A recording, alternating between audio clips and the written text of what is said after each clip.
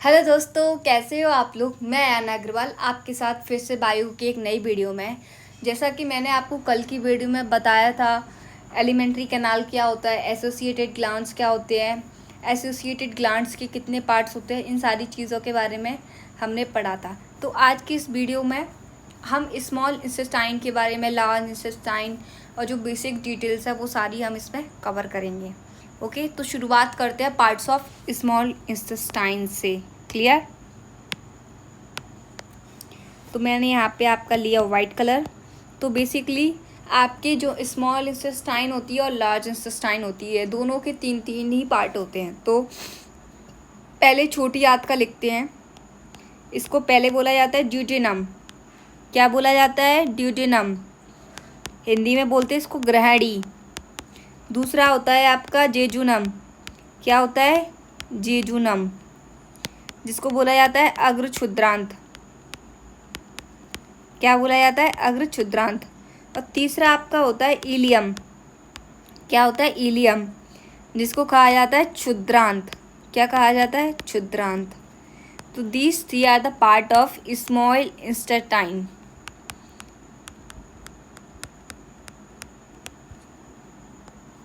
छोटी आंत के ये सारे आपके हिस्से हैं। तो आपके एग्जाम में क्वेश्चन आता है कि जो छोटी आंत होती है इसके कितने पार्ट होते हैं, तो आपको टिक करना है 3 पे। कभी कभी इसका सीक्वेंस पूछ लेता है, तो इसकी सीक्वेंस के लिए एक ट्रिक है आपकी। उस ट्रिक को कभी मत भूलना। इस ट्रिक को बोलते हैं DGI। डी से रेफर करता है आपका ड्यूडेनम, जे से जेजुनम और ई से इलियम। तो अगर कभी एग्जाम में पूछ ले आपसे किसकी ट्रिक, तो ड्यूडेनम, जीजुनम, इलियम, यानी कि ग्रैडी, अग्र क्षुद्रांत और क्षुद्रांत। और जो हिंदी मीडियम के बच्चे जिनको कभी कभी इंग्लिश याद करने में डिफिकल्टी होती है, तो वो इसको याद कर सकती है ग्रह-छु। ग्रह-छु। ग्रह से आपका ग्रहणी, आ से आपका अग्र क्षुद्रांत और छा से आपका क्षुद्रांत। ग्रह-छु। ठीक है। तो हमने स्मॉल इंटेस्टाइन के बारे में समझ लिया, ड्यूडेनम, जीजुनम और इलियम। इनकी जो एक्स्ट्रा डिटेल है वो हम धीरे धीरे पढ़ेंगे, लेकिन अभी हम बेसिक कवर करते जा रहे हैं। ठीक है, तो इतना समझ लिया। अब हम लार्ज इंटेस्टाइन के बारे में पढ़ेंगे।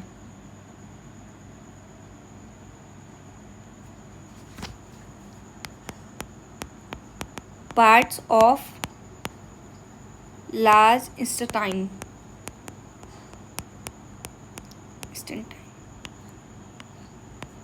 इसको बोला जाता है बड़ी आंत। क्या बोला जाता है? बड़ी आंत। पहला है आपका सीखम। क्या बोलते हैं? सीखम, यानी कि अंधनाल। दूसरा आपका है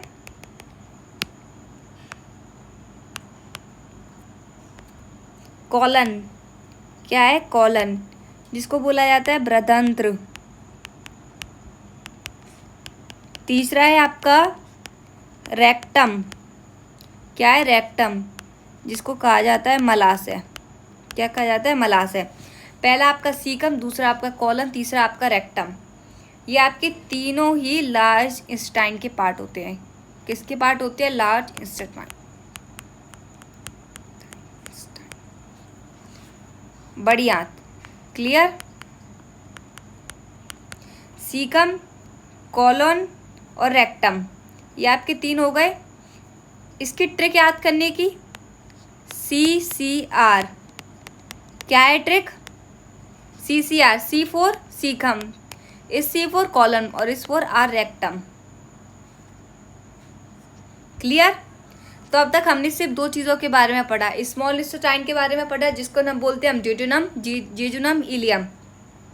और नेक्स्ट आपका था सीखम, कॉलन और रेक्टम। इतनी चीज़ें हमने कवर कर ली। अब मैं आपको इनकी लेंथ्स के बारे में बताती हूँ। कुछ बेसिक पॉइंट है, उन सब के बारे में बताती हूँ। ठीक है, तो इनको आप नोट बना के लिख लो। ठीक है।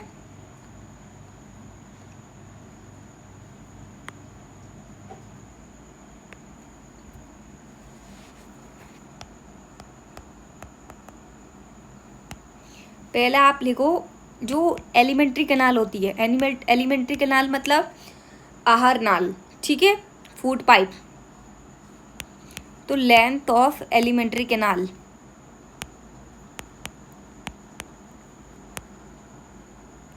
कितनी होती है? 9 मीटर। कितनी होती है? 9।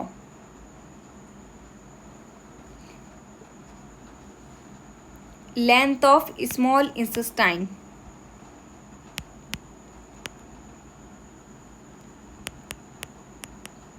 स्मॉल इंटेस्टाइन की लेंथ कितनी होती है आपकी? स्मॉल इंटेस्टाइन की आपकी लेंथ होती है 6 मीटर। कितनी? 6। लार्ज इंटेस्टाइन की कितनी होती है आपकी? 1.5। कितनी? 1.5। और जो एलिमेंट्री कैनाल होता है उसका सबसे लंबा पार्ट कौन सा होता है? Longest part of the alimentary canal. मुझे इन सारी चीज़ों को हिंदी में लिखने की ज़रूरत नहीं है क्योंकि ये बेसिक इंग्लिश है, और मैं इतना उम्मीद कर रही हूँ आप लोगों से कि अगर आप इस लेक्चर को ले रहे हो तो आपको इतनी बेसिक चीज़ें तो आती होंगी, है ना। स्मॉल इंटेस्टाइन कितनी है आपकी? 6 मीटर। देखो यहाँ पे मैं आपको एक और चीज़ बताती हूँ। छोटी आंत हमें सुनने में लग रहा है यानी कि छोटा, साइज़ छोटा होगा, लेकिन ऐसा नहीं होता। जो छोटी आंत होती है उसको छोटा बोलते हैं, लेकिन उसका साइज़ छोटा नहीं होता। देखो जो हमारी जो बनी रहती है ना, एक गुच्छे की तरह होती हैं, गुच्छे की तरह। देखो मैं आपको थोड़ा एक्सप्लेन करती हूँ। जैसे आपकी ये वायर है तो ऐसे ऐसे ऐसे ऐसे मुड़ी होती हैं, इस शेप में होती हैं, ऐसे ऐसे ऐसे ऐसे करके ऐसे ऐसे बनी रहती हैं आपके पेट के अंदर, ठीक है, दोनों। तो एक जो बड़ी आंत होती है वो आपकी मोटी होती है साइज़ में, मोटी और छोटी। लेकिन जो छोटी साइज़ होती है वो पतली और लंबी होती है। क्लियर? मैं इनकी डायग्राम आपको कल वाली वीडियो में रिप्रेजेंट करूँगी। आज मैं थोड़ा याद भूल गई उनको लाने की, तो डोंट वरी, मैं कल एक्सप्लेन करूँगी डायग्राम से, थोड़ा सा आपको समझ आएगा। तो अभी बस आप इतना ही याद रखो। नेक्स्ट मैं आपको बताती हूँ एक और पॉइंट, शायद आप इसको सुन के थोड़ा आश्चर्य हो जाओ, एस्टोनाइज हो जाओ। जो शाकाहारी जंतु होते हैं, शाकाहारी जंतु की मैंने आपकी टर्म बताई थी प्रीवियस वीडियो में, उसको हम बोलते हैं हर्बीवोरस। क्या बोलते हैं? हर्बीवोरस। का जो हार नाल होता है यानी कि जो एलिमेंट्री कैनाल होता है वो मांसाहारी जंतुओं की तुलना में बड़ा होता है।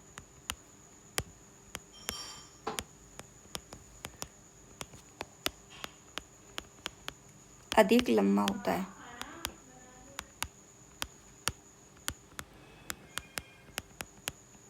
और उसका कारण क्या है? उसका कारण ये है कि जो शाकाहारी भोजन होता है, शाकाहारी जंतु होते हैं, उनमें सबसे ज़्यादा क्वांटिटी में क्या पाया जाता है? सेल्यूलोज। तो सेल्यूलोज का जो डाइजेशन होता है वो काफ़ी ज़्यादा कॉम्प्लेक्स होता है। तो उस कॉम्प्लेक्स फूड को सरल फूड में तोड़ने के लिए, मैंने आपको पहले बताया था ना कि हमारे बॉडी के अंदर जो कॉम्प्लेक्स फूड होता है उसको हम छोटे छोटे पार्ट्स में तोड़ते हैं, फिर हम उसका यूज़ करते हैं, फिर उसका जो बेस मटेरियल बचता है वो एनएस से बाहर निकल जाता है। तो ऐसे ही यहाँ पे आपका जो शाकाहारी जंतु है तो वो सेल्यूलोज खा रहे हैं सबसे ज़्यादा। तो सेल्यूलोज खाएंगे तो उसका पाचन नहीं हो पा रहा, तो पाचन अगर छोटी आपकी नली होगी तो वो निकल जाएगा, फिर आपको मतलब क्या हुआ खाना खाने का? बीमारी भी हो सकती है, काफ़ी सारी समस्याएं हो सकती हैं। इसलिए जो शाकाहारी जंतु होते हैं उनकी जो एलिमेंट्री कैनाल होती है वो मांसाहारी या सर्वाहारी जंतुओं की तुलना में कैसी होती है? बड़ी और लंबी होती है। ठीक है, तो यहाँ पे इसको हम लिख सकते हैं alimentary canal of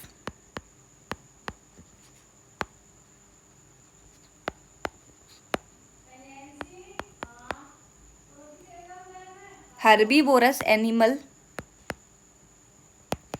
is longer than omnivorous.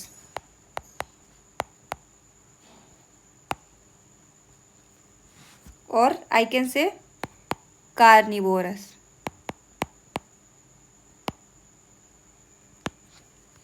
Reason, herbivorous जो आपके एनिमल होते हैं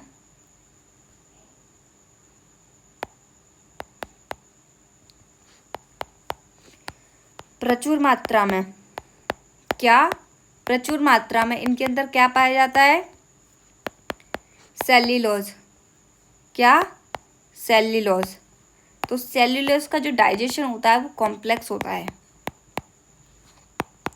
दैट्स वाई इनकी जो नली होती है वो लंबी होती है, जिससे खाना आसानी से आहार नाल के अंदर ही पच जाए। अब मैं आपको एक और टर्म पढ़ाती हूँ। उस टर्म के बारे में आपने सुना होगा बहुत ज़्यादा, आजकल इसको काट के निकाल दिया जाता है। इसका नाम है अपेंडिक्स। आप लोगों ने अपेंडिक्स का नाम तो बहुत सुना होगा। अपेंडिक्स को हिंदी में क्या बोलते हैं? परिशेषका। बहुत कम लोगों को पता होता है कि अपेंडिक्स को हिंदी में क्या बोलते हैं। ठीक है, तो यहाँ पे आप अपेंडिक्स के बारे में बताती हूँ। अपेंडिक्स को हम काट कर क्यों निकाल देते हैं? देखो, अपेंडिक्स का मतलब क्या होता है। अपेंडिक्स जो हमारी बड़ी आंत होती है, यानी कि लार्ज इंटेस्टाइन, उसके सीकम से जुड़ी होती है। सीकम यानी कि अंतनाल से। अब क्यों जुड़ी होती है सीकम से? देखो, आपका फूड है, आपका फूड हमने खाया, तो खाने के बाद सबसे पहले कहाँ आएगा? छोटी आंत के ड्यूडेनम में। ड्यूडेनम के बाद कहाँ जाएगा? जेजुनम में। ड्यूडेनम मतलब ग्रहणी, जेजुनम मतलब अग्र क्षुद्रांत, और इलियम मतलब क्षुद्रांत। इन तीनों में आ गया। अब इन तीनों के बाद भी आपका खाना नहीं पचा, क्योंकि सेल्यूलोज की क्वांटिटी ज़्यादा है। भाई आप वेजिटेरियन हो तो वेजिटेरियन खाने में सेल्यूलोज की क्वांटिटी ज़्यादा है, तो अब वो खाना कहीं तो पचेगा, क्योंकि बड़ी आंत में खाने के बाद खाना डाइजेस्ट नहीं होता। उसका जो काम होना होता है वो सब छोटी आंत में हो जाता है। बड़ी में तो सब आता है और निकलता है सीधा, थोड़ा बहुत होता है, little bit, but not that much. तो क्या होता था, जो आपकी जो बड़ी आंत होती थी ना, उसके पास में जो सीकम वाला पार्ट है उसका, अंतनाल वाला, उससे आपकी अपेंडिक्स जुड़ी होती थी। अब हम लोग कैसा भोजन खाते हैं? हम लोग मांसाहारी, फास्ट फूड, ये सब खाते हैं, जिसमें सेल्यूलोज की क्वांटिटी कैसी होती है? कम होती है। अब सेल्यूलोज की क्वांटिटी कम होगी तो हमें अपेंडिक्स की ज़रूरत क्यों पड़ेगी? भाई अब हम ऐसा खाना खा ही नहीं रहे हैं जिसमें घास वगैरह हो, हरी वो चीज़ें हों, तो हमें अपेंडिक्स की ज़रूरत क्यों पड़ेगी? नहीं पड़ेगी अपेंडिक्स की ज़रूरत। अगर अपेंडिक्स की ज़रूरत नहीं है तो वो क्या हो गई? यूज़लेस हो गई। तो ऐसे पार्ट्स जिनको हम यूज़ में नहीं ले रहे तो वो यूज़लेस बन जाते हैं, उनको हम क्या बोलते हैं? अपशेषी अंग कहते हैं। क्या बोलते हैं? अपशेषी अंग। तो पहले मैं इसकी थोड़ी सी डेफिनेशन लिखा देती हूँ आपको। ये आपकी बड़ी आंत के सीकम से जुड़ी होती है।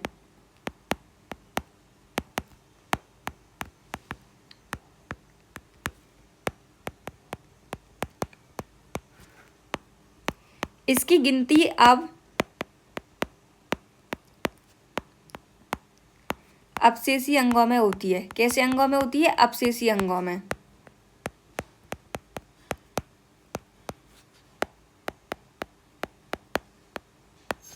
क्लियर? तो मैं आपको एक बार फिर से क्विक रिवीजन करवाती हूँ इन चीज़ों को कि आज हमने क्या पढ़ा। आज हमने स्टार्टिंग की थी स्मॉल इंटेस्टाइन से। किससे? स्मॉल इंटेस्टाइन, जिसमें हमने जेजुनम पढ़ा था, जिजुनम पढ़ा, इलियम पढ़ा, सिर्फ नाम। फिर हमने ट्रिक दी कि इसको शॉर्ट में क्या बोलते हैं? DGI। फिर हमने लार्ज इंटेस्टाइन के पार्ट पढ़े, सीखम, कॉलन और रेक्टम, CCR। ठीक है, फिर उसके बाद हमने एलिमेंट्री कैनाल की लेंथ देखी 9 मीटर, स्मॉल की 6, लार्ज की 1.5। Longest part of alimentary canal is small intestine. फिर हमने इसका साइज देखा, जैसे घुमा हुआ ऐसा ऐसा होता है पेट के अंदर आपका। ठीक है, आपके फेफड़ों के नीचे होता है। ठीक है, जो शाकाहारी जंतु होते हैं वो मांसाहारी जंतुओं की अपेक्षा अधिक लंबी होती है उनकी जो एलिमेंट्री कैनाल होती है। ठीक है, क्योंकि सेल्यूलोज ज़्यादा खाते हैं तो डाइजेशन कॉम्प्लेक्स होता है, तो डाइजेशन कॉम्प्लेक्स करने के लिए अपेंडिक्स काम करती थी। लेकिन अब लोग और अपेंडिक्स का यूज़ करना बंद कर दिया, तो अपेंडिक्स कैसी हो गई है? आपकी अपशेषी अंग बन चुकी है, अपशेषी। अब इसको अपेंडिक्स को क्या करते हैं? आप डॉक्टर के पास जाओ और डॉक्टर से बोलो अपेंडिक्स को बाहर निकाल दो, तो ऑपरेशन के थ्रू अपेंडिक्स बाहर निकल जाती है, तो कुछ फ़र्क नहीं पड़ता, क्योंकि अपशेषी अंग है ना। मैं आपको आगे की जो वीडियो होंगी अपकमिंग वीडियो में, उसके बारे में मैं आपको पता है, हमारे शरीर के अंदर 100 से ज़्यादा अंग ऐसे हैं, या 100 से ज़्यादा चीज़ें ऐसी हैं जो अपशेषी हैं। कैसी हैं? अपशेषी। फॉर एग्जाम्पल, एक तो आपने अपेंडिक्स के बारे में सुन लिया। आपके जो कर्णपल होते हैं, जो हमारे ये नीचे की तरफ लटके हुए होते हैं, कान के छोटे छोटे से हिस्से, वो भी हमारे अपशेषी अंग का हिस्सा है। किसका हिस्सा है? अपशेषी अंग का। और there are too many things, तो मैं आपको अपकमिंग वीडियोस में बताऊंगी कि कौन कौन से हमारे अपशेषी अंग के हिस्से हैं। तो आज की इस वीडियो में बस इतना ही पढ़ते हैं। अगर आपको कोई भी डाउट हो